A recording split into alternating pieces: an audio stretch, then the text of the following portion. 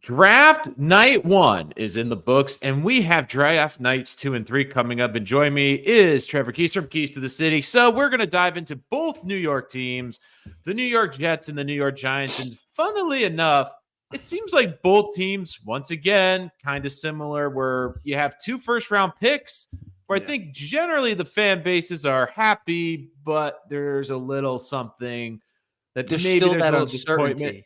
Still that Absolutely. uncertainty. So we started with the New York Giants, and of course, the rumors were for weeks quarterback, quarterback, quarterback. And look, unfortunately for the Giants, I think they won one of the top 3.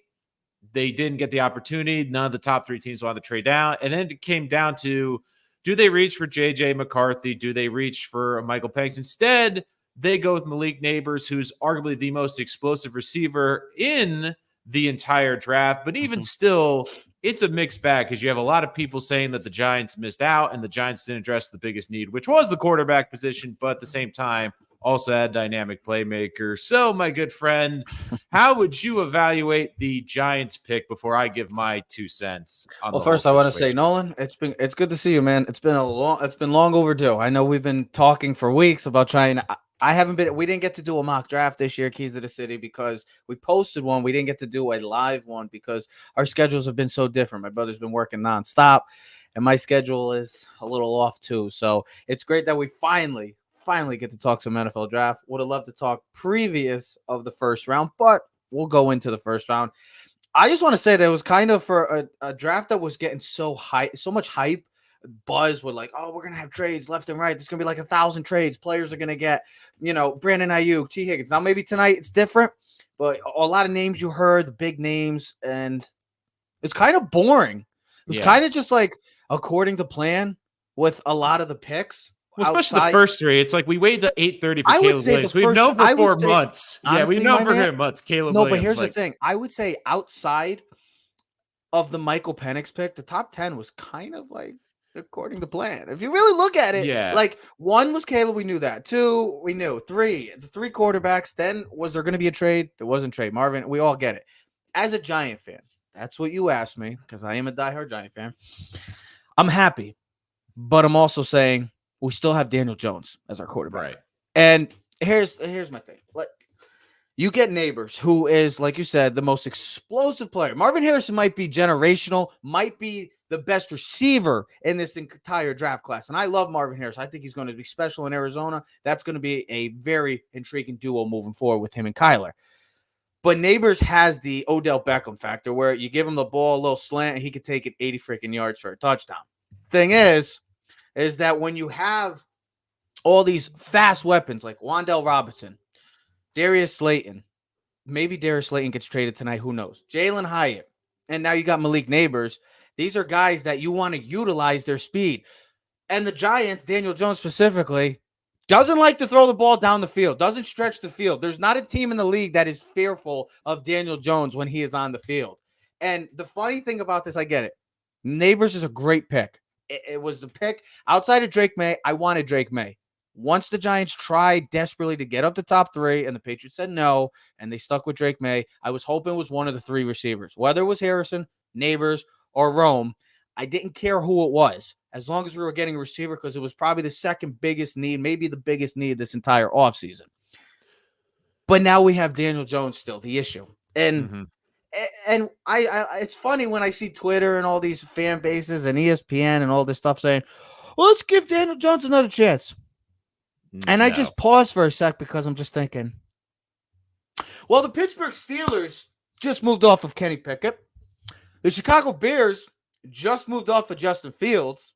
Your New York Jets moved off of Zach Wilson. A year ago. This is not even this year. Like, they finally moved on from him. But last year, they moved on from him because once you got Rodgers, you knew Zach Wilson was never seeing the field unless what happened last year with the Jets.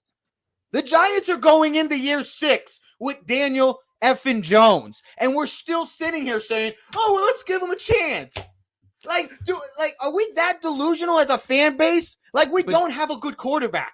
I don't care how many. You can have all the greatest weapons in the world. If your quarterback sucks, you're not going to be able to utilize those talents. And that's why I love the Neighbors pick, but I hate the fact that the New York Giants still have Daniel Jones. Maybe Maybe Drew Yeah. Lock just beats him out.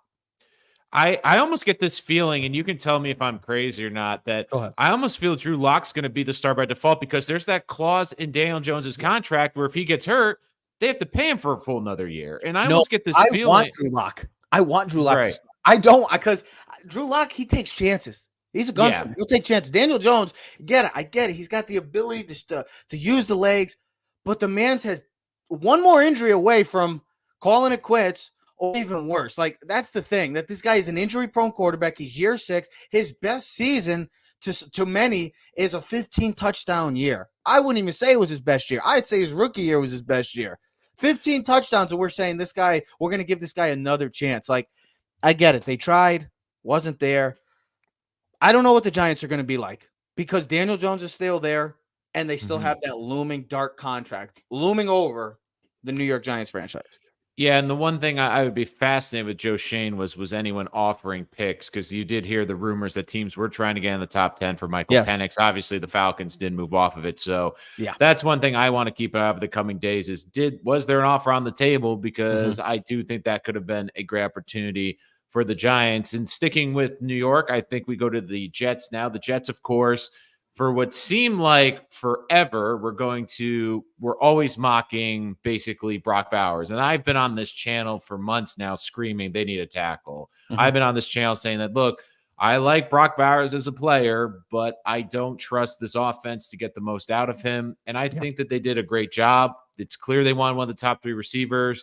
People were complaining they didn't trade up. But again, it's like the Giants. You need a team to trade up. And I don't think once Atlanta was the team. Once Atlanta made a decision, they were taking a quarterback. The Jets weren't getting Rome Odunze because it's clear that's who the Bears had on their board next. They were going to take him. So I think the Jets did the smart thing. They ended up getting additional capital, which I think will help them for both today and tomorrow, getting the extra 4th and 5th round picks from the Vikings just to move back one spot. And they get Olu Fashanu, who's someone that I think it very highly of. I was thrilled they got him. To me, he reminds me so much of DeBrickashaw Ferguson. Like if you were to he's a Jets legend. DeBrickashaw was a hell of a player for you guys. Yeah, and Fashanu, again, is not the type of kid where you look at some of these other offensive linemen, and I give Douglas credit because I think Douglas loves the athletic freaks, the guys that are, the bulldozers that can really dominate in the run game. And look, that's not Fashanu's game, but you know what he does? He locks down great pass rushers. 1 pressure in 2 years. That's true. Big Ten offensive lineman of the year. And that's the other thing. If you want offensive linemen from college, there's 2 places you look. You look at the SEC, you look at the Big Ten. And when you talk about great line play, it feels like that's for everything. Right. So overall, I'm thrilled with this, especially when you consider, and I know a lot of Jet fans are considering, and a lot of experts that hate the picks are going, well, why would you draft someone that might not play? The problem is with the Jets' history the last 2 years, he's probably going to play. With Tyron Smith's injury history, he's probably going to play. With Morgan Moses, but that's the good thing you just said. Is that he doesn't necessarily, I get it. Oh, well, once you spent the top 10 pick, you want to have a guy that comes in right away and can play. Well, the good thing is he's young. You got Moses and you got Tyron. So you got 2 older guys, but experienced, and he can learn from, Tyron Smith's going to go into the Hall of Fame. He can learn from a Hall of Famer. And then you got Morgan Moses, who's been a very consistent pro and a pretty solid tackle in this league as well. So he's going to learn. Plus, you got Vera Tucker coming back. So he's going to learn. I get it. Everybody wants the sexy toys. I get it. Browers was there. But Jet fans, didn't you just watch like a year ago, Monday Night Football, 4 plays into your season? Well, your quarterback that you are hoping to maybe get to a Super Bowl and win one since 1969 went down in 4 plays, and we're bitching because, we didn't get Brock Bowers. Like, and I don't think fans hear themselves. I don't think fans hear themselves nowadays. And this has been my argument for weeks now. And I said, look, this is the scenario I see. And again, people are like, well, they could sign David Bakhtiari, who's always hurt as well. I kept saying, what's the worst case scenario for the Jets is like the last 2 years, weeks 6 or 7, Jets start off decently, but then all of a sudden they're down to their 2nd, 3rd string offensive lineman. They've gone through 17 last year. It's one of those scenarios I said, like, I'd rather have an offensive lineman overdrafted than underdrafted. And especially in this draft, people are complaining they didn't get a playmaker. There's a lot of great playmakers still on the board, and they're going to hear their names called tonight. And the Jets, I think, can get one even in rounds 3 or 4, where you're not getting I mean, Fashanu to me could be a Pro Bowl left tackle. I wanted to ask you potentially. They don't grow on trees. I wanted to ask you a question, two questions Go for it. actually. Is there a player, because you asked me, is there a player that you did not want the Jets, like, please, like, stay away? Like, for me, the Giants, when I heard like Michael Penix's name around the Giants, I'm Yeah. like, please stay away, because we already dealt with a guy that's injury prone. I get it. He could throw a beautiful ball, but not for he's not right for the New York Giants. Was there a guy for you that you were like, please don't take him, anybody but him? Quarterback, but realistically, Bowers has been such a funny one to me, because again, when I tell you I don't want the Jets to draft him, people assume, oh, you hate Bowers. I'm like, no, I think Bowers can be an unbelievable player. The problem with him is he's like Kyle Pitts.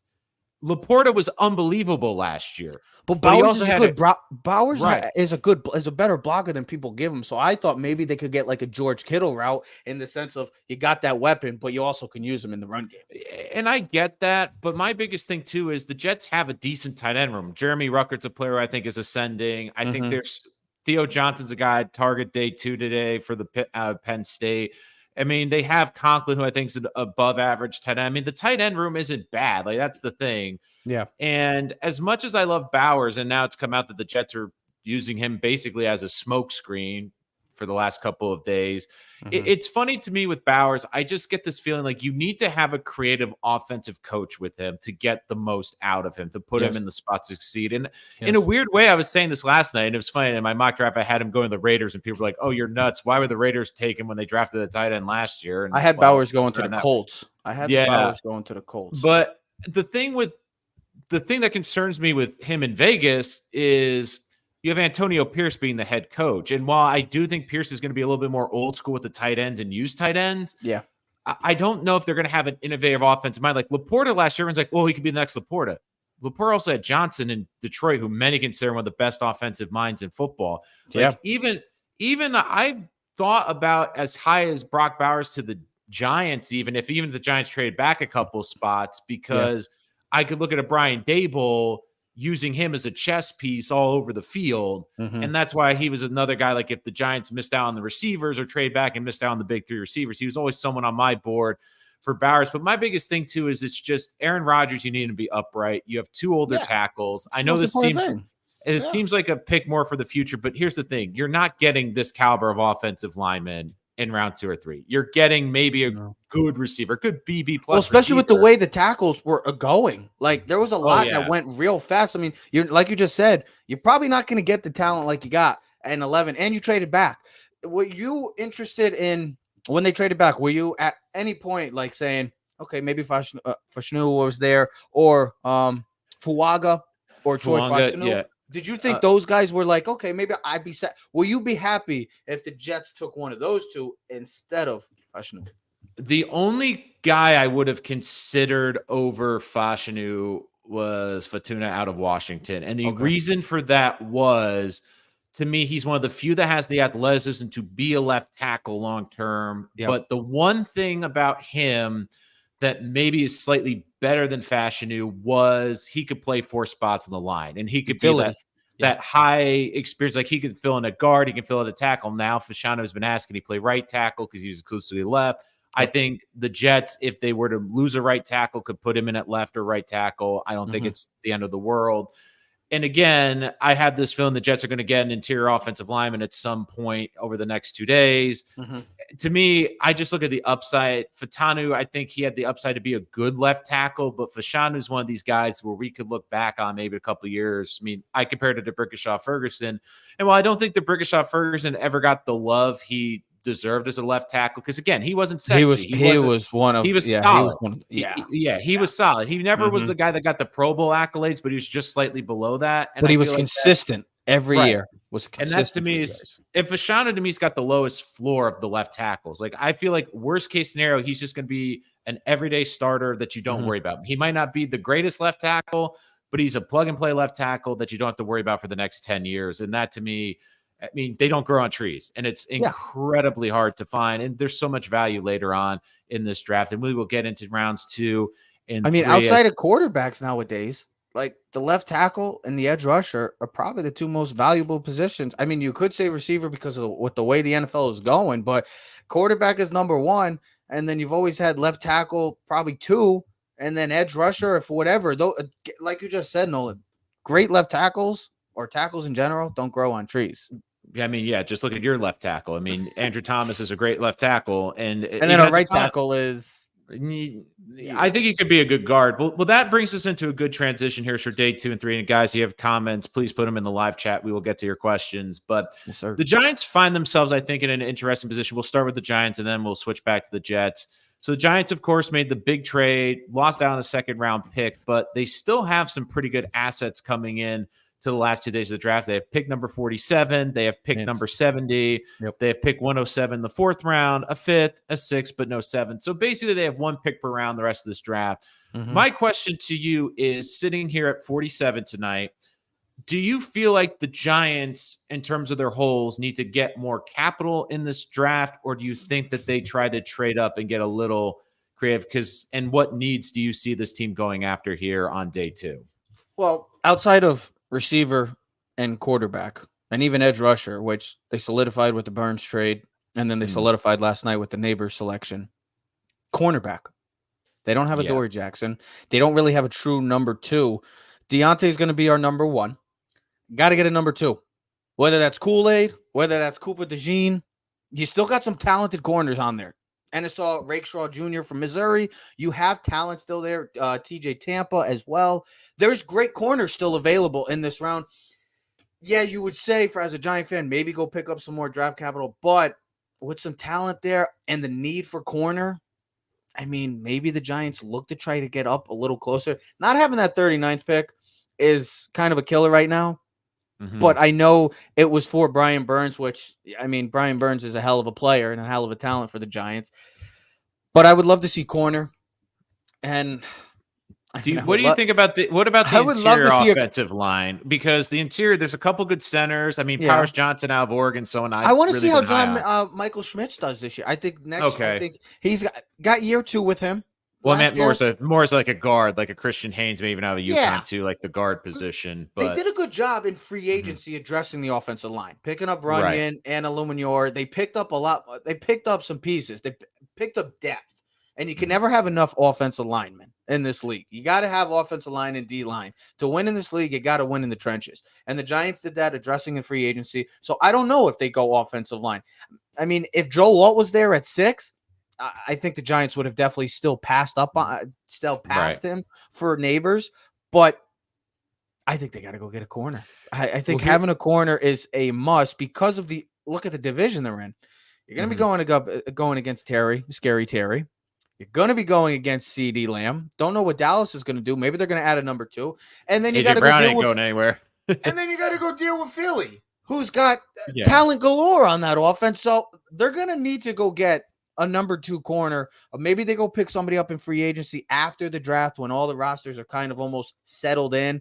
But we'll see. I would like to say corner right now in round 2. Here's an interesting thought that I had coming into round 2, which is you didn't have a single running back taken. You have like a Jonathan Brooks out of Texas who's available. Do you think the running backs? Yeah, if you could get the number 1 running back, if you could get one of the number 1 running backs, would you? And do you think that the Giants?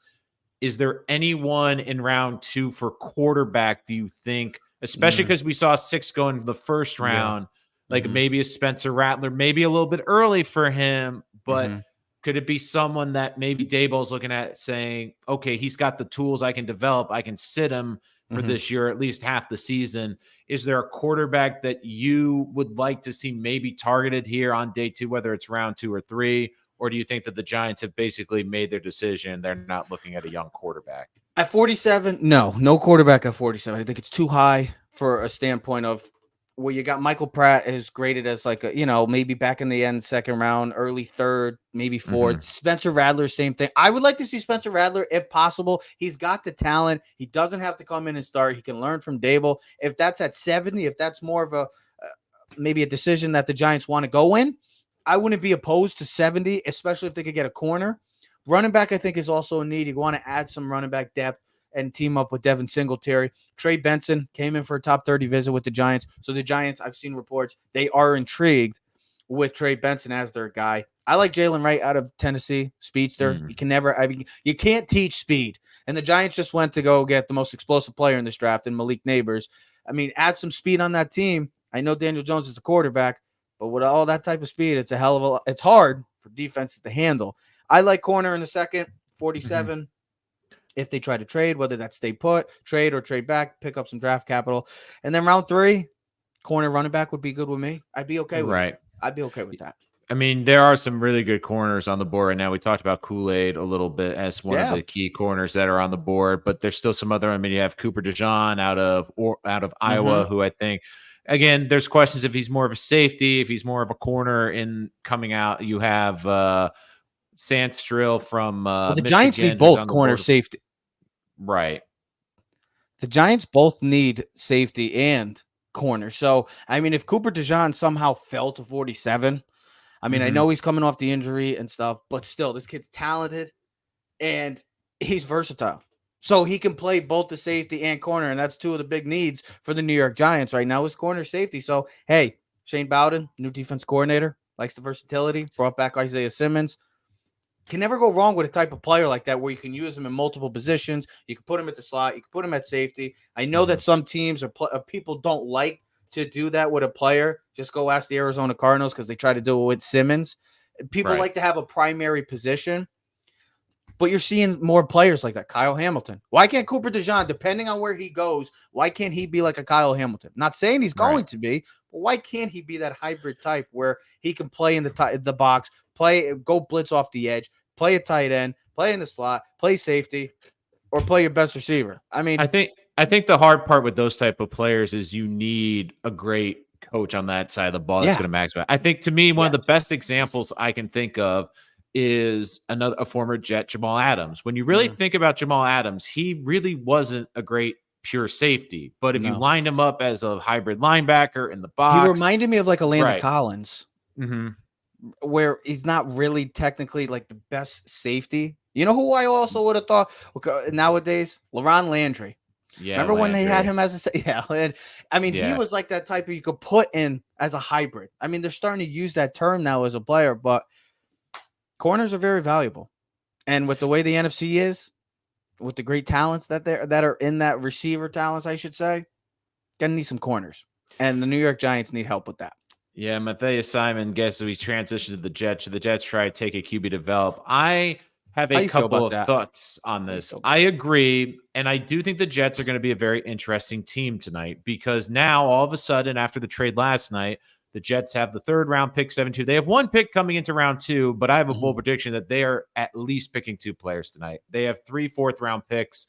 I don't. They're definitely using that. The big question is, do the Jets come back into the 3rd round to get 2 players? Do the Jets package the 3 and maybe a future pick to move up into round 2? I also wouldn't throw out the possibility that they use the future 3rd round pick next year because as compensation for Bryce Huff signing in Philadelphia, they're going to get a 3rd round pick back anyway. So that could be another interesting key that they use, maybe a 4th in next year's 3 to get into round 2. Now, I think the Jets are going to try to get into round 2 to get a playmaker. I know they really are high on Trey Franklin. I know there's a lot of great receivers. And my favorite thing today is I saw the report that the Bills are interested in a receiver after trading down. But can someone explain to me, again, just going off a little tangent before we get back into the Jets, why in God's name do the Bills think it was a great idea to trade back with the Chiefs to let the Chiefs get the receiver they wanted? Oh, just happens to be the fastest receiver in this draft class. I think right there, that's the only bad part about it. But I think Buffalo is playing it smart in the sense of I don't think they want to get a rookie receiver. I think they're trying to pick up, like you just said, pick up all those assets where maybe you use those assets to like for Ayuk or Debo. I don't know if you've heard. I think Ayuk might be the one staying in San Fran. Debo may be the one out. Or even if they go get like a T. Higgins or something. And I'm also curious, the Jets might try to do that with some of the day 3 capital they've acquired as well. I wouldn't rule that out. Another interesting thing, according to Zach Rosenbach, The Athletic, which is kind of interesting because yesterday, right before the draft, Jets defensive end John Franklin Myers posted a picture on social media saying, wherever I bounce, I'm going to keep bouncing. And it basically is kind of insinuating that maybe he's been told that he might not be a Jet for long. That could be an interesting piece. Like, could he be a trade chip to maybe move up in this draft? My thought is the Jets are going to draft a developmental quarterback, and I have a bit of a bold prediction. I believe it is tonight, and I believe they're going to draft it in the 3rd round. And I think it's going to be Michael Pratt out of Tulane, because I think in a perfect world, the Jets want to wait till round 4 to draft him. But I think with the 6 quarterbacks going early last night, it's going to push people up the board. Maybe it's a little bit higher than the Jets would like to, but I think that Pratt is someone the Jets have had their eye on. It is clear that he's the most scouted quarterback. They've sent brass to the games. He's been the most guy they've spent the most with this during this pre-draft process. You like him? Do you like him? I like him in terms of, I think he fits what Robert Saleh wants to do long term, which is the West Coast 49er system, having a guy that's a decent athlete at the quarterback position, might not have the biggest arm, but is someone that's really good in the short intermediate game, quick decision maker, getting the ball out quick. To me, Pratt feels like that type of guy. Like, they're trying to find their version of the 49ers quarterback. Jesus, why am I Jimmy G? Right now? Not Jimmy G, the undrafted kid. Oh, Purdy. For Iowa State. Brock Purdy, yeah. I kept thinking, like, I knew it was Brock, but I'm like, Steve, you were thinking Steve Young. Steve Young. No. This is what I was going to ask you. What if Saleh's not even there after next year? I mean, I think that they have confidence that they're going to be there, because I think that's part of the way they drafted Fashanu. But I mean, it'll all depend. Worst case scenario, you draft your quarterback. Another guy I'd keep an eye on too is Franklin out of Penn State, the tight end. I know everyone's talking about Bowers, but the Jets had 4 prospects where they had 4 more meetings with, and he was one of them, and the other ones were offensive linemen. Bro, so Cade Stover, the farmer, baby. Give him it. Cade Stover's good, but I talked to Dom C from DC Jets. He's done a lot of the draft visits. He's really high on him. I'm high on Johnson as well. Okay. He kind of, I think, is the perfect fill-in. I think he's a better pass catcher than Ruckert and a better run blocker than Conklin, so I think he'd be a nice addition to the room. But the other guy I'd keep an eye on too is, I don't think they're interested in Spencer Rattler, but I do think that when you think about a quarterback, the FSU quarterback, Travis, is someone probably round 4 or 5, though. Okay. I think he's the backup if Pratt isn't the quarterback. What about Milton? See, here's the thing. I really like Joe Milton. I love the arm. And to me, he's perfect in the sense that I think he really needs to sit. I almost think that the Giants, he's someone that might be on their radar day 3. I personally, I think you can't teach that arm, and with the arm Rodgers has, I think it'd be a perfect someone to sit with. But for whatever reason, it doesn't seem like the Jets have had a ton of interest in him. But who knows? It was kind of a smokescreen the same way with Fashanu. But I do love the upside of that kid, especially if you're taking a swing. Take a swing at the attributes. Take a swing at the measurables, especially this late in the draft. If the Jets ended up walking out with him, I'd be happy. I think Pratt is probably the more developed quarterback and probably fits the system a little bit better for what they want to do long term. But overall, I think they're going to come out with a quarterback. The question is it tonight or is it on day 3? And I think a lot of it depends on how the board falls. And if we see a run on quarterbacks, maybe the Jets get a little creative trying to get up there. But the biggest thing I think tonight is you're going to see in round 2 a big run on corners. I think you're going to see a big run on the remaining offensive linemen and, of course, the wide receivers. Yeah. You're going to see a lot.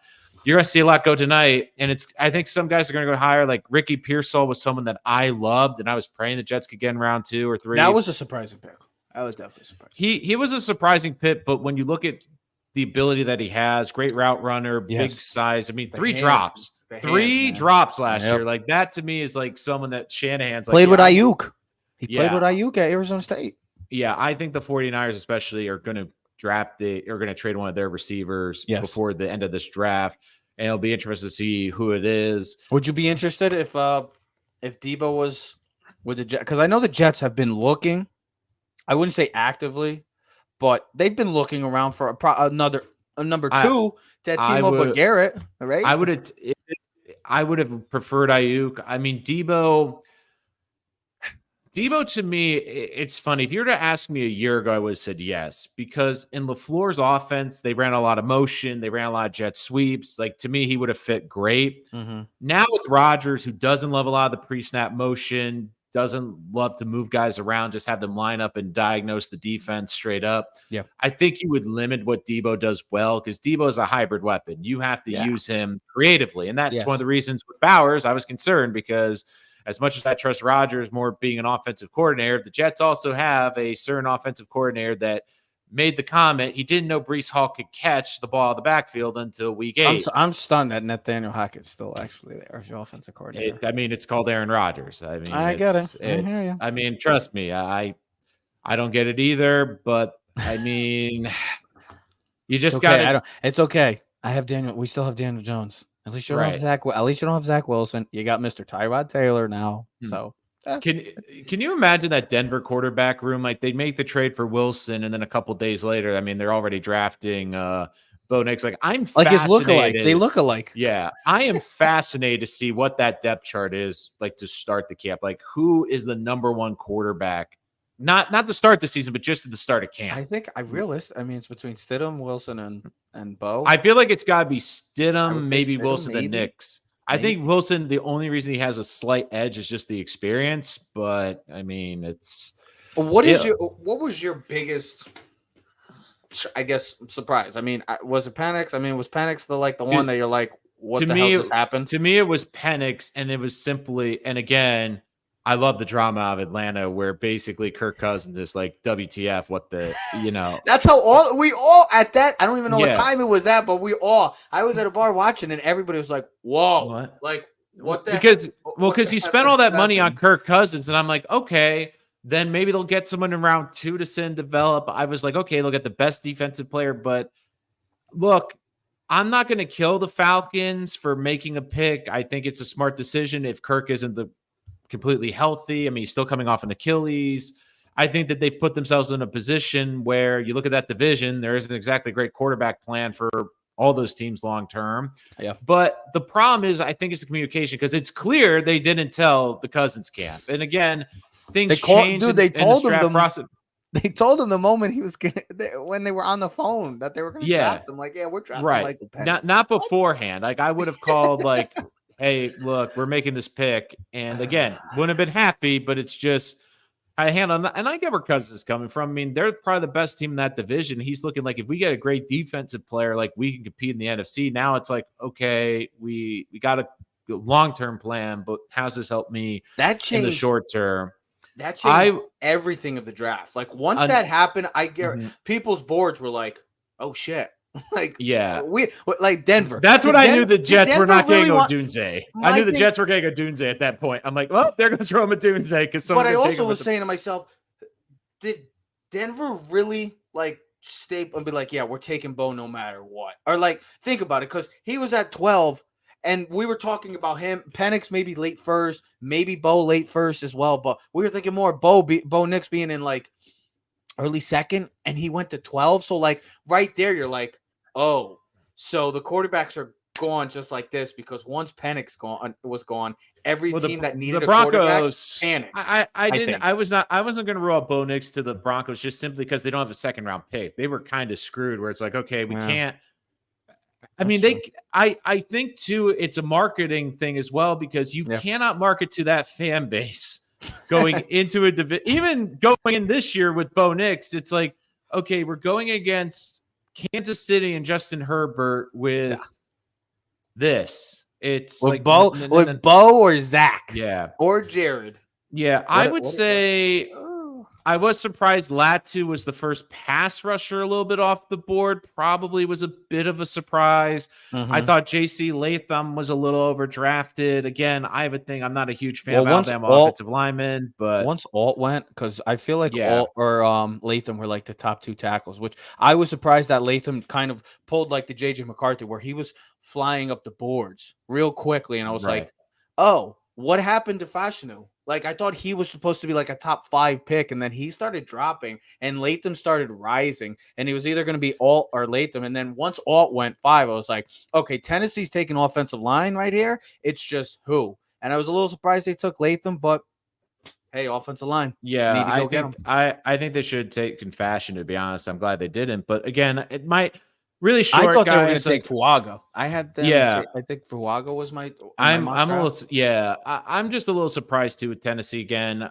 Latham, here's my thoughts. I think nothing against the kid. I think he's a great kid. Yeah. I've always had this theory about Alabama offensive linemen. I don't know if it's they just max them out by the time they're done. They get to reach their full potential. They're worn out because they've been grinded so hard out. But there's just something about Alabama tackles where, yes, they work in the league, but they always feel like they're a disappointment compared to what you like. You look like if you see an Alabama receiver go and rip up the league, you're not surprised. You see a pass rusher like Alabama could put pass rushers, pass catchers, like skill positions. Alabama's great, but for whatever reason it is, it's just but seriously, like if I went down the list, you're like, okay, they were a fine pro, but not. Do you know this is the second Alabama player, offensive lineman, that the Tennessee Titans have taken in the past couple of years? Remember Trance Warmack? And how did that turn out? Exactly. You're right, Andre Smith. You've said a bunch of. You're 100% right. I loved what the Minnesota Vikings did. Oh, I know that everybody has been the most polarizing player in this entire draft and for the process this whole time. It has been easily JJ McCarthy, and they didn't have to. He went to the perfect place. He went to the perfect place. He if he went anywhere else, he's not working. He went to the Giants. No.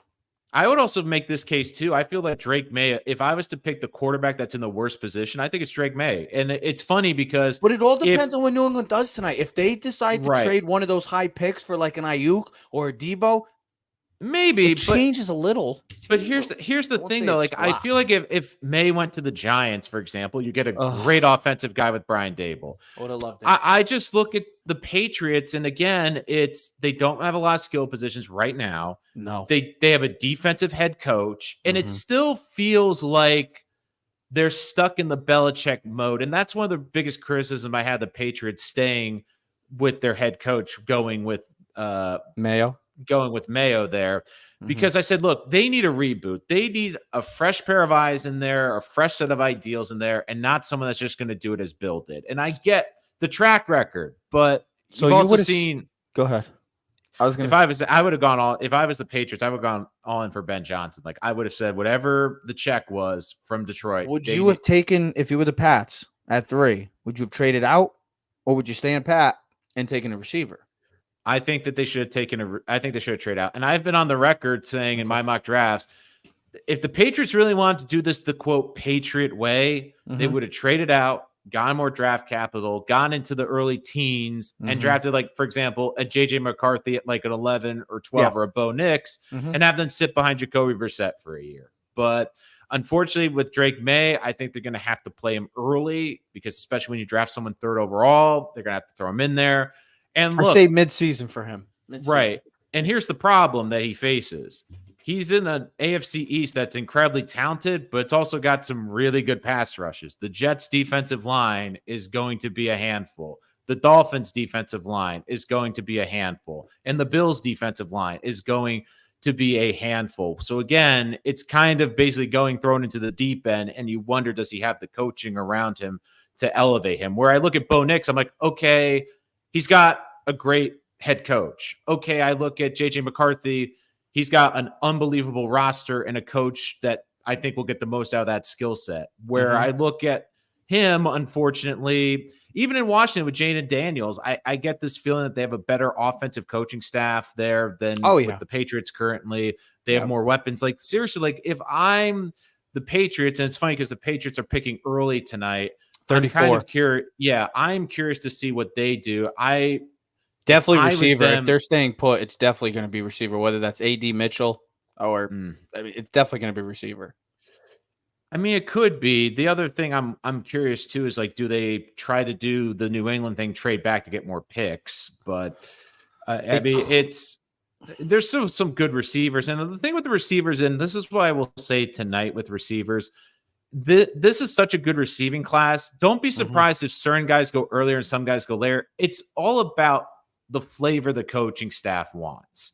If they're looking for a more athletic guy, don't be surprised at who they take. Like, you might be saying, well, I have Keon Coleman higher on my board. I have, Roman Wilson higher on my board. I have, Troy Franklin, Malachi Corley.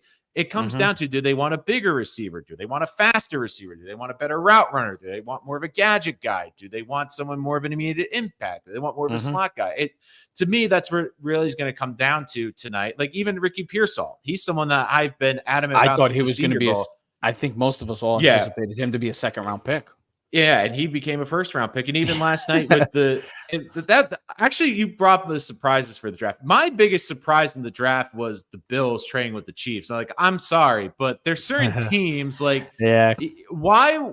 Out of all the teams, there's 32 teams in the world, and you traded with the teams that's been owning you. Yeah, it's like them and the Bengals are the two teams that have consistently taken the Bills' lunch money on the playground and beat them up. And it's like, no, we'll help you. We'll not only help you, but we'll give Andy Reid, we'll give Kelsey, and we'll give Mahomes. Tyreek Hill 2.0, maybe. Yeah, we'll give him the fastest receiver in the draft. It's like, I don't see how that could potentially backfire on us. And then, it's funny because I actually, second half of the draft, personal story, I'm going to my buddy's house to watch the draft, and his girlfriend is a massive Bills fan. And I felt horrible because she's watching the whole draft, waiting for the Bills to pick, and I feel like, and they don't even take it. They didn't take anybody. It gets even better. They're on the clock, and I'm like, watch it. The Bills are going to trade back. Sure enough, they trade back with Kansas City.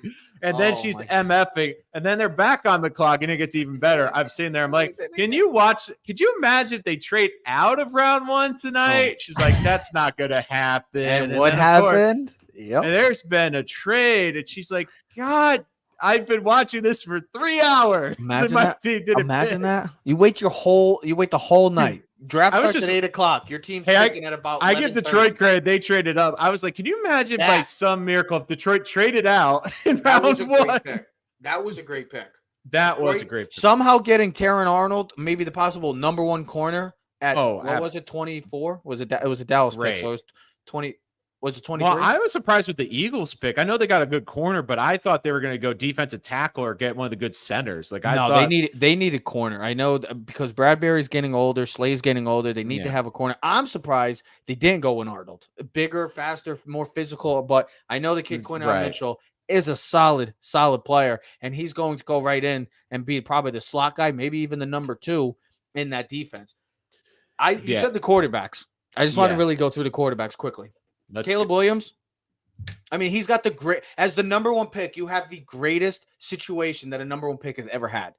Jaden Daniels, a very, very good selection for that team. And with the weapons he's got, with Kingsbury there, I think if he just finds a way to not pull an RG3 in the sense of, please know how to slide so you have a long career, my friend, because you are a talent and they want to see you play well. Me personally, I don't, because I'm a Giant fan. Drake May, you said it best. I think Drake May has the talents to be great. I just think with that team right now, with the weapons on offense, that whole AFC East, great defenses, very, very stingy type defenses that get to the quarterback.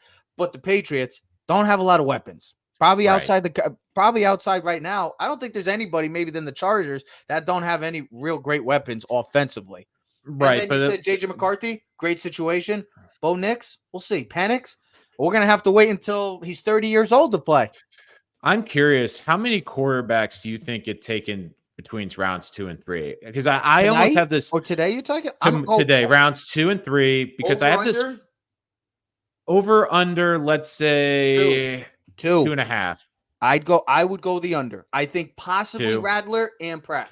I think Milton goes tomorrow. I think the rest of the quarterbacks go tomorrow. But if I had to go with tonight, I go under 2.5. I go under 2. I go 2. The one guy to me that is fascinating is a little bit Jordan Travis, just because he's a bit undersized. Mm-hmm. I think he's a good athlete. The injury obviously coming off of, but there's just something about him making plays and his ability to live off script that I think some team is going to fall in love with. Yep. Now, again, I don't know if it's going to be tonight, but I think he's going to get drafted before people. Now, the weird thing is you have so many because of the COVID years, 6-year seniors. Like, it's fun. It's amazing. Like, you have Leary from Kentucky, who's a 6-year senior. I'm wondering where he potentially falls as well. But it's also going to be an interesting night too for the state of Connecticut, because I think you're going to see a couple kids go from there, especially on the offensive line with Haynes and Kamichi. Yeah, Haynes might go Yale. early tonight. He might go early. Yeah, I think he could go in the top 50 picks. I think he's going to be one of the I'm few just looking. ones There's still some great talent. Like Lad McConkey still available. Kean Coleman. I mean, there's a lot. Yeah. There's a lot of really good players. So one player I would also keep an eye on too is Patrick Paul. Massive tackle from Houston, 6'7". I think he's going to depending on where he goes. Max Melton's another guy I'd keep an eye on tonight, the cornerback from Rutgers. I think he might go a little bit earlier than people expect. But I'm fascinated because with the Giants especially, I think the big question is, do they feel they have to get a quarterback today? No, do they have to go and get one? No, I'll answer. They should not reach. They did not reach last night, and I'm so glad. I'm like, there was a point at when the Giants came up. I'm like, okay, here we go. Last time the New York Giants had the number 6 pick, we had a GM that decided to reach. I agree.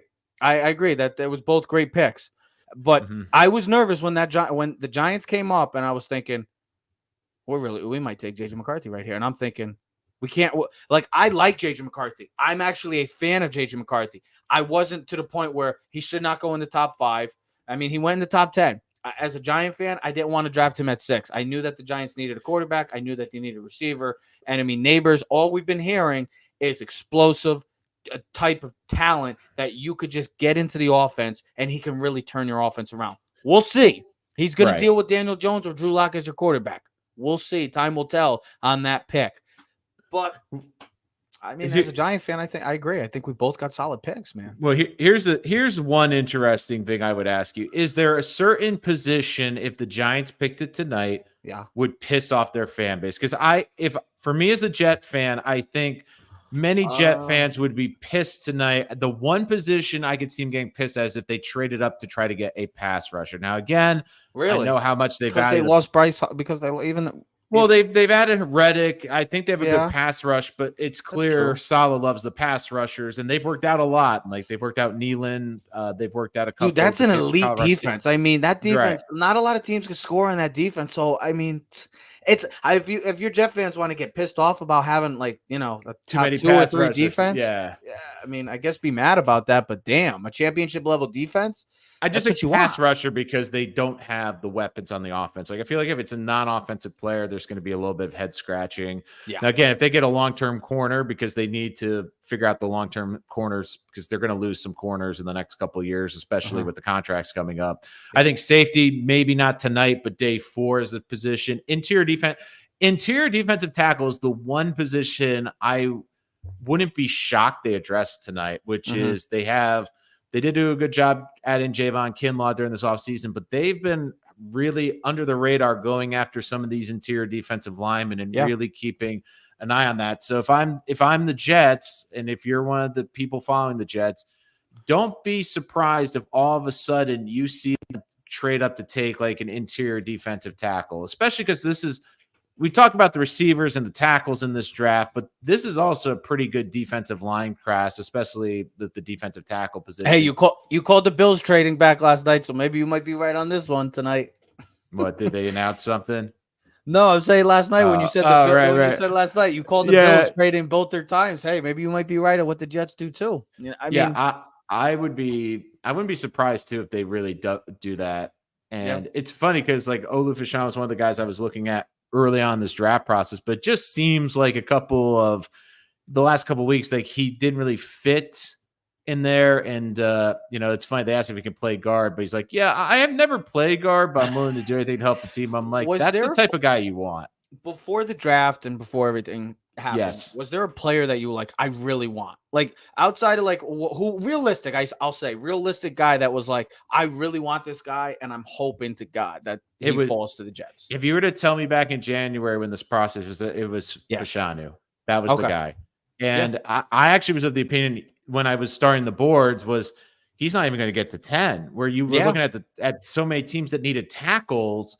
And then when the Jets signed Smith, I'm like, okay, I still would look at tackle, but they're probably going to look at some of these guys that can play probably a little bit of guard and tackle, maybe sacrifice a little bit at the tackle position, but someone that's more versatile. Yeah. he was someone I just like when I watch him, I just think the Brickashaw Ferguson. And I'm like, the Jets have been looking for that guy ever since he retired. And That's true. I just fell in love with the kid. I love the ability. Like the thing with him is he's never going to be a great run blocker, but I don't care. My left tackle, can you protect the blind side? Is he going to be on the side of? He'll be a left tackle, right?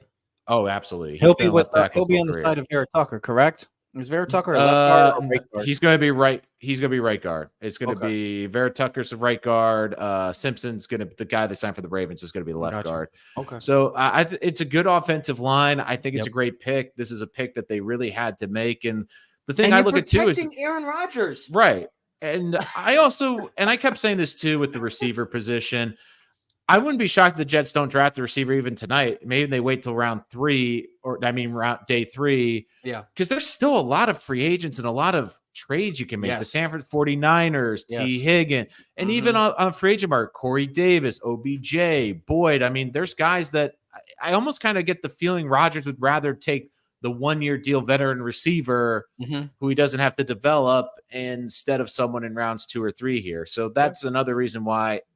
Again, despite how deep this class is, if the Jets don't draft a receiver tonight, I won't be completely surprised. And I'd even double up. Even if the Jets drafted 2 offensive linemen, if they went out there and, like, let's say, for example, they drafted the Haynes kid, not Haynes kid, the guard from UConn, or they drafted one of these interior offensive linemen, I would be thrilled with that because they don't have a long-term plan with Vera Tucker potentially if he can't stay healthy. And it just assures your bet in terms of the offensive line. Now, I also wouldn't be shocked to go defensive side of the ball. Quarterback is a position depending on how it falls. Like if they get a sense that Pratt's going to go late round 2, maybe they trade up into round 2 to get their quarterback of the future to hopefully develop. And again, this is a deep quarterback class. Next year's class, it changes, but doesn't look like a great quarterback class.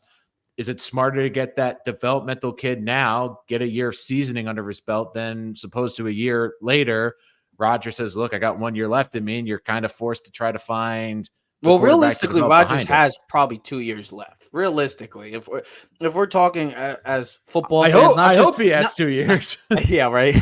I mean, if we're talking as football fans and not a Jet or a Giant fan, I mean, Aaron Rodgers realistically is probably going to play 2 more years. I don't see him pulling a Brady or something like that and playing it to 45. So the Jets have this window, this very tight window right now where you're going to have to win. You can't just get to the playoffs and be satisfied with that. You went to get Aaron Rodgers last year. I know season 1 didn't work out because of the unfortunate injury, but this window is just getting that much closer. Just like Salah. Like you have to. The AFC is going to be great. Great quarterbacks. It's going to be tough. I get that. But the Jets right there, defensively, they won 7 games. Maybe a better team that has a better defense right now outside of maybe the Chiefs. I mean, the Chiefs lost some players defensively. Willie Gay, they lost Darius Sneed. I mean, the Jets right there, I mean, they probably might have the best defensive in the AFC. If they can just protect Rodgers, the Jets are going to be a formidable foe in the AFC and definitely have a real possibility to win the AFC East. And I mean, they had 7 wins with the worst quarterback room in the NFL last year. But my question for you, though, is this, because I think long term, like we have to see how this draft shakes out. But of course, if the Giants don't take a quarterback in this draft and they go into next season with Locke and Daniel Jones, and this team doesn't make the playoffs, don't forget about how hot do you think like this organization? Right, you can't forget Timmy Cutlets. But if this team misses the playoffs, do you think there's going to be pressure on Shane or any chance that they might not be able to make it past next year? Again, I do think that most Giant fans, like there isn't the pressure on them now, but no, here's my, to answer you, but I already know, I hear what you're saying. So Dave Gettleman got 4 years. Yeah. He never won a playoff game, never got to the playoffs, never sniffed the playoffs, but got 4 years. Shane's going into year 3, got to the playoffs his rookie year. I don't see Joe Shane and Brian Daboll going anywhere. I don't want them to go anywhere because I like their philosophy. I like where they came from, and I think they could be very great. I think they could be a great duo. But the most important thing is they have to find their guy. I really truly believe that the New York Giants did everything they could to try to get up to the Patriots spot last night and try to go get Drake May. Yeah, they weren't moving. And they weren't budging. It was just like the Bears. Well, you guys trying to go get Rome. The Yeah. Bears weren't budging. It happens. Some teams make the effort. You throw the Hail Mary. Sometimes you come down with it. Sometimes you don't. The Giants and Jets didn't get the guys maybe they really, really wanted. So they go with true great options after that. Yeah, if the Giants don't come away with a quarterback this year, I will be surprised. I will be personally surprised. With hindsight being 2020, are you a little surprised now that maybe they didn't try to trade for one of these cast off first rounders like the Justin Fields? I know they wouldn't trade for like a Zach Wilson, but like a Justin Fields, a Mac Jones, I a was Sam hoping Howell, I like was go that hoping they route. would have went after Fields, but what the Right. reports were saying, the Giants didn't have any interest in him because they viewed him as similar to a Daniel Jones, which I was surprised. I would have loved to give Fields a chance. I've seen enough of Daniel Jones. We're going into year 6. The man can't stay healthy. I get it. The offensive line has been awful, but there have been quarterbacks. CJ Stroud came into a situation last year. Joe Burrow came into. I'll stick to CJ Stroud specifically. CJ Stroud came into a situation last year where the Houston Texans were projected, especially when they gave away that 3rd pick or they traded up to go get Will Anderson, where they're like, oh, wow, the Cardinals are going to get freaking 2 top 10 picks next year. The Texans ended up having the 23rd pick this year. But that's what you have to see is that sometimes you could just see if you have a quarterback. Like CJ Stroud came in. Tank Dell. We didn't know Tank Dell was going to be an electrifying player for that offense. Nico Collins. Oh, they got Nico Collins. Nico Collins wasn't, a potential number 1 receiver like he turned out to be last year. Dolan Schultz has been consistent. They didn't have a great offensive line. Their offensive line was awful. They were depleted with injuries. This was a young team, rookie head coach, rookie quarterback. Guess what? They went to the divisional round. You just know if you have a quarterback or you don't. That's why teams this offseason, like the Steelers, the Bears, and the Jets, moved off, and even the Patriots, moved off of quarterbacks because they felt they weren't good enough. Meanwhile, the New York Giants are sitting here, and this is what I don't understand. Year 6, maybe it's a Mara thing. Maybe Mara is really trying to control everything with this Daniel Jones love. But this is year 6. And we're still hearing words, oh, give him a chance. As a Giant fan or as any football fan, I'm not even saying just a Giant fan, Nolan. I'm saying as a football fan, you got to look and be like, we're talking year 6. We're not talking year 2. We're not even talking year 3. We're talking about year 6. Mm-hmm. And this guy's still going to get a chance. Now, I get it. They got the contract. I truly believe the Giants will go one more year with Daniel Jones. After next year, they can get out of this contract. Daniel Jones will forever be gone unless he's somehow, I don't think it's going to happen. Mm-hmm. I would like to see the Giants grab a quarterback, not at 47. Right. If 70, if Rattler's there at 70, possible. If he falls to the 4th round, possible. But the Giants have to figure out what they're going to do moving forward with the quarterback because there's no way you are competing right now. Yeah. You're not competing. Like the Giants are going to be bad next year. I anticipate the Giants to be a bad team next year. The Giants aren't going anywhere long term. You can get all the pieces you want. Giants aren't going long term in the long term and going to be competitive, winning division titles and even getting to a Super Bowl without having a quarterback. Because Patrick Mahomes is the bar. He's on a whole nother stratosphere. It's just Daniel Jones is not even like Daniel Jones is at the bottom. He's just at the bottom of the food chain. The Giants have to figure it out because if you want to get back to what the Giants are, or what is a proud franchise, they're going to have to do something, whether it's tonight, whether it's tomorrow, or whether it's next year. Yeah, and I do need to draft a quarterback. Yeah. But guess what? You just said it. The draft class next year, as of right now, is not as great as this year. It's kind of funny, I think, for both teams, for the fans that are frustrated with maybe the selections last night. Yeah. I think depending on how this night and round 3 go, but especially, day 3, especially this round, if the Giants walk out of this and they maybe get a quarterback at some point or they get some really good pieces, I think fans will feel better. If the Jets come away with a really good weapon here on day 2, it will, some people who are like, they didn't get the weapon in round 1. Okay. They ended up getting the weapon. Like it, to me, how the draft unfolds the rest of the week determines the first round. I think there's so much of the hot takes after round 1 and we all want to jump to the conclusions, but again, there's still 6 more rounds and how they're going to build out these rosters. But I get the frustration from people with the Jets that didn't get Bowers. I get the frustrations with the Giants fans that were expecting a quarterback. And that's part of the thing with the draft process. I think we get so enamored in our mind where we see so many people going quarterback to the Giants, Brock Bowers to the Jets. And when that doesn't happen, it's like, oh, we've conditioned ourselves that Because that's what we were getting. do you know what a lot of the casual fans do nowadays? They go on YouTube and they just go look at college highlights and they see the nice plays that they make and they're like, Yeah. wow, we got to get this guy, so he's great. And then when they don't get him, like, oh, you guys suck. That's what the casual fan does. Yeah. Last night for the Jets, it reminded me of the Penny Sewell, Jamar Chase thing. Like, Yeah. you could go get the explosive tight end who could be a game changer offensively for you and really be a mismatch for a lot of linebackers and even some corners. Or you go get the offensive line. You build the offensive line.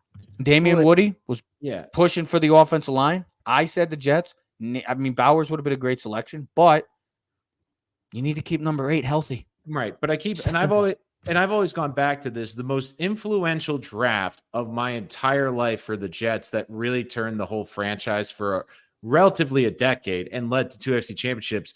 It was the draft where they drafted DeBrickashaw Ferguson and traded up for Nick Mangold. Oh, they had, those two. Oh my goodness!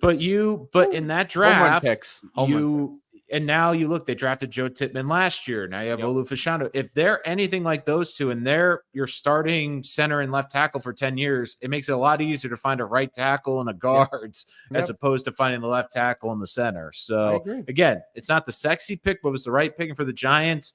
I think it's a pick that, again, in retrospect, people are like, well, who's throwing the ball? But either way, you still get arguably the most dynamic player in the draft after losing Saquon in free agency. And all of a sudden you have some nice pieces on this Giants offense, and maybe that'll help elevate the quarterback play. Maybe Daboll can elevate the quarterback play. But overall, I'd rather see Drew Lock play. I think Drew Luck is. I think with the way he takes chances, gunslinging, hasn't.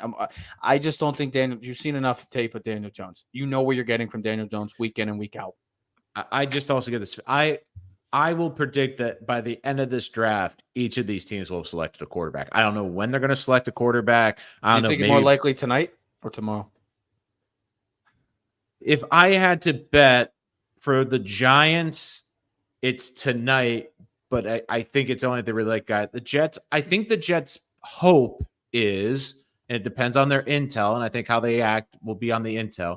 I think they are hoping that Pratt gets to round 4 or late round 3 where they can jump into it round 3. And Pratt's definitely the guy the Jets want, right? I would say he's option 1, and I think the backup would be Jordan Travis. I think there's a lot of intrigue with him, not as much as Pratt, but I do think that there is intrigue with him. There could be a quarterback we're not talking about that they really like, but it just seems like those were the two that they focused on. Meanwhile, for the Giants, I mean, Spencer Rattler to me could make a lot of sense depending on where they pick him.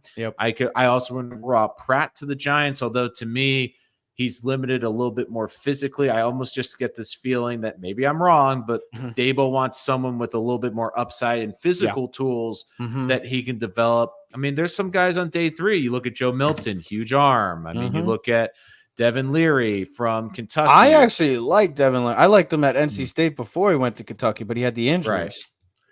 I mean, there's the problem too is there's so many older quarterbacks. Like, I mean, my favorite is like you got Sam Hartman, who's gonna be like 20. Oh my gosh, I forgot about Sam Hartman. I mean, look at Michael Penix Michael Penix is about to be 25. Yeah, it's in 2 weeks. He's about to be 25 years old, man. Yeah, I mean, it's pretty crazy when you really look at it. And I mean, Pratt's like the outlier because he's a 4-year senior. He's 22 and a half. Everyone else is like 23, 24. I mean, McCarthy. That's why the McCarthy pick is like perfect, and Drake May, because they're both 20, 21 years old. It's like they have so much time to grow. Is there let me ask you this. Outside of the Giants and Jet pick you loved and there's a pick you hate in the first round. From last night. Pick I loved, pick I hated. I'm gonna look right now, throw. Let's see. It's hard to hate a pick. Titans, I thought reached for Latham. I thought I knew Latham was going to get overdrafted. I thought that was a bit of a reach, but again, I've explained that. Penix, I don't think is a reach if they view him as a franchise quarterback. I know that's probably the biggest clickbait story today, or the most intriguing one, and I get it. I think Nix was a reach, but it was a reach that I understood based on the draft class. I would say if I had to look back at the draft, and I'm trying to remember I think one really good move in this draft, which I think was underrated at the time, Mhm. and it ended up turning out really well. I like what the Jaguars did Right. Yep. because Yep. they were able to move back. They still Mhm. get arguably the top receiver of that next tier of wide receivers Yep. while also getting some really good draft capital. That to me was very smart. Amarius Mims is a bit of a risk because again, he only played 8 games in 8 college games. That's with the I'm surprised. I Bengals. was shocked. I think they really wanted Bowers, and I think the Raiders. I Yeah. think that was a stunner that the Raiders. I was very confused why they took Bowers. I get it. The talent is there, but you just Mhm. drafted Michael Mayer last year. A pick that surprised me. On paper, it makes sense, Mhm. but even being the Jets division, the Chop Robinson pick. Look, I like Chop Robinson a lot. I think he's going to be a very good pass rusher in this league. I Mhm. know the Dolphins pass rushers have had some injuries, but their offensive line is horrible, and they've had so many injuries. It's got a Who's the bunch of best? holes, and Who's they the best got available? and You they still had had Tua. you had Morgan, you had Graham Barton still available. You had Guyton was Jordan still available. Morgan. I Yeah. mean, you Yeah. had. I mean, their Guyton like was available. I thought mean, they were either there's going. I thought they were going to go like a defensive tackle, like go for like a who was it? The kid from Florida State, Frisk. Well, it was funny on my live stream last night when I was doing this. Maybe it's just because I was tired, but like when I was doing my reaction to the Jets pick, the Dolphins were on the clock. I said, "Could you imagine if they just selected Brian Thomas Jr.?" I mean, there was a part of me that I'm like, I know That would they have been have so. Tyreek. I know, so stupid. I know, That but would they have but they love their wide receivers. I'm like, I know. I I know. wouldn't be surprised. Like to me, the smart decision would have been offensive line. I get they still get a great edge rusher. Mhm. Maybe Fanu would have been the guy they picked if the Steelers hadn't taken him the pick before. But Yep. overall, I think Jacksonville, if I had to pick, like, again, I hate the winners and losers because it's No, I get it. hard to do it. But to me, Jacksonville, they got a great receiver. They get a number one for Trevor Lawrence, and they got extra picks. Like that to me is if you get a good player that probably was a top 15 player in this draft, you get him at 23 and you get picks. Mhm. That's great. I mean, that's one of the reasons I love the Jets pick is I thought they got easily a top 10 player in the draft, someone that I thought was the top 2 tackle, and they were able to get 2 additional picks that could Yep. be used to help them move around and get another player. I thought it was great. And the throwaway pick they traded was the Zach Wilson trade. So I'm like, that officially is closed that chapter. I mean, I'm surprised. Should the Broncos have given him number 3, like just so they didn't have to get rid of all those Wilson jerseys? I think that was a waste too. But My favorite pick of probably the first round last night was yeah. the hometown boys. Oh yeah, The Detroit Lions, man. They went to go get a dog. They went to go get a guy that fits that system perfectly. We talk about the Ravens. Yeah, we talk about we talk so much about the Ravens, the Packers, and we talk about the Chiefs and how well they've drafted. I mean, the Lions, you can make a case the last 5 years. I don't know if there's been a team that's drafted better than the Detroit Lions. Bro, I the mean, Lions are here to stay, man. We ain't talking about this. Ain't the same old ass Lions. We're talking about the Lions that are staying around. They're gonna bite a lot of kneecaps in the future, my man. I really like what they did with that. They needed a corner desperately. Dallas, they traded up. They saw, Arnold. What is it? He's still there, so might as well. Let's go get him. I think it was a home run pick. The pick I hated. There's a lot of picks I didn't like. I didn't like the Penix pick. Obviously, the Bo Nix pick I thought was a reach. And also, even though I had Bo Nix going in my mock drafts, I still thought it was a reach. And then the Bowers pick, just because of the fact that, he's a generational type. I don't want to say that word because we use it so freaking often nowadays. But since from a tight end standpoint, he's that type of guy. Just the Raiders. I mean, add another weapon. I get it. But you just got Mayer last year. You could have used a corner. You could have used a defensive tackle. Team up with Christian Wilkins. You could have used more offensive linemen. You went with the best player available. I have no problem with it. Who we talk about? Could be a similar Matt Flynn. Well, Matt Flynn, we're talking off of one game. I mean, Kirk Cousins has longer. I understand where he was coming from, but Kirk Cousins has has more of a track record. Matt Flynn had one game that got a big fat contract. Six touchdowns against the Lions. I will say I am pretty happy with my mock draft because I pretty much nailed the first 4 picks. Again, I think I went 6 or 6, so I got you beat. Yeah. Well, I had the Chargers trading, which kind of threw everything out of But there. That's the thing. I think we got, as fans, we got to stop getting so hyped up about this factor of, oh my God, there's going to be so much trades. Because all we heard this whole entire I had the Bills. There's going to be a million trades. And how many did we have? Like 4? I had the 4. Bills trading up to the Jags pick to take Thomas actually in my mock draft. So it's kind of funny the Jaguars trade back. It still ended up with him. Yeah, right. But I had Mims going to the Rams, which wasn't too far off because I had Latham going to 18 to the Bengals. Okay. And then I had Guyton going to the Dolphins. Let's see. I had Nate Wiggins going to the Packers. Wasn't too far off there. Biggest one was I had Latu going 26, and he went 15, of course, which was really a surprise. I mean, he's very talented.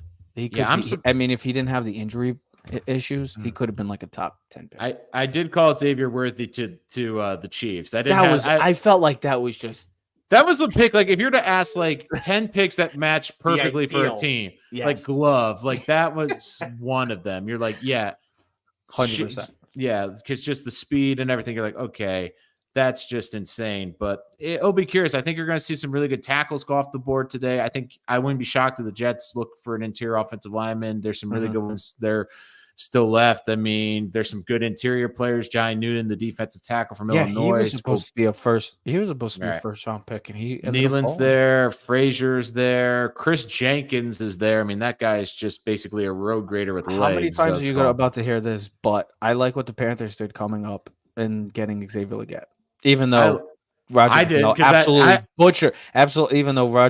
absolutely butchered his last name. So that Pearsall went to the 49ers, but I was pissed because like that was the guy I thought the Jets really wanted in round 2, Legette. Like I thought he was going to be a target for round 2. But again, that's like I said a couple minutes ago with this draft. I mean, with these receivers, I think some people are going to be like, well, I had this guy on the board, but this guy went ahead. At this point in the draft with these receivers, there really isn't that much of a difference, I think, in the talent. It comes down to who do you want because they all do different things. You have guys that are more burners. You have guys that are better route runners. You have guys that are more physical. You have the 50-50 guys. You have the slot guys. It really comes down to what are you looking for in your scheme, who fits it, and who is like a missing piece. Because some people are going to be like Roman Wilson could be a guy tonight that falls. Well, maybe it's because they're not really looking for a small slot receiver on the inside of the field. They're looking for a bigger outside player or vice versa. Maybe he goes earlier because they're looking for that Wes Welker, control the middle of the field, Cooper Kupp type of player, and they're envisioning him being there. So that's a guy valuable to have nowadays. Yeah, and I know like some people are like, well, that's why the Jets missed on Bowers because they didn't draft the middle of the player field guy. But then if they draft an outside receiver like a Troy Franklin, you can move Garrett Wilson more into the slot. So there's different ways to dominate the middle of the field, but there is definitely a lot to go through as rounds 2 and 3 will commence tonight. I think how both Jets and Giant fans will greatly be determined by how tonight goes. Again, if you want more content from the good Trevor Keys, you, of course, can check out the link on our YouTube page to his Twitter account, especially for Giants fans. Lots of great stuff coming throughout the season. We'll definitely have him on after the draft to break down everything. We will. No, I mean, he's got the keys. He's got all the keys to great Giants knowledge that you will need. But that's going to do it for us here on Rich Sports Talk today. Thank you so much for joining us here today. Rounds 2 and 3 tonight at 7:00. And, of course, day 3 tomorrow, Saturday. But we'll be back. Thank you, Trevor, for joining us. And we'll see you here next time. Appreciate it. You got it here on Rich Sports Talk.